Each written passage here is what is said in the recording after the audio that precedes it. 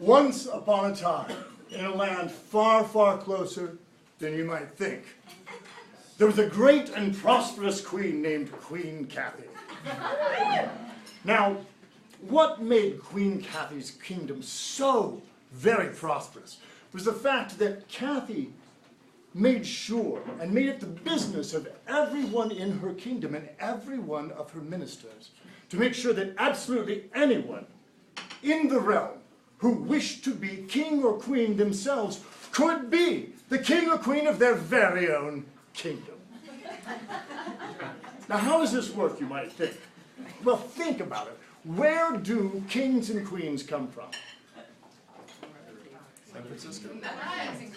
San Francisco? Maybe. Kings and queens come from princes and princesses, right? And princes and princesses, where do they come from? Frogs. Frogs. So, the entire business of Queen Kathy and her entire kingdom was, of course, the kissing of frogs. Which is, of course, what we are up to this weekend ourselves. Correct? Okay, now, there are a couple of important points about this. Every frog can be a prince or a princess. And every prince and princess can be a king or a queen.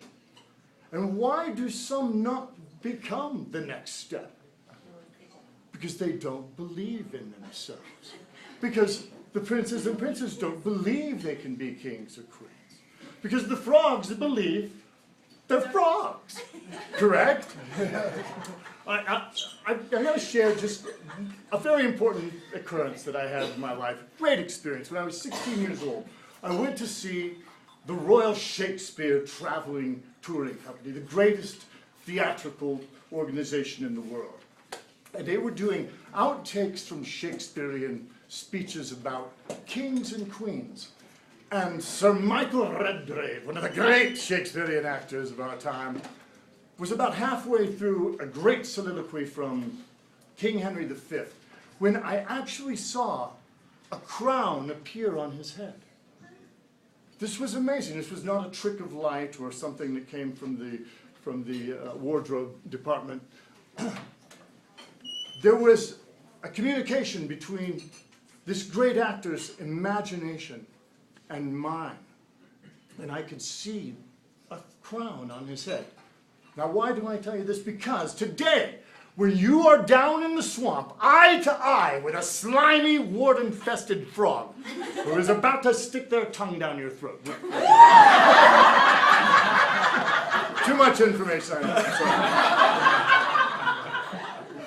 But when you are down there and you're about to kiss this frog and tell them you could be a prince, okay?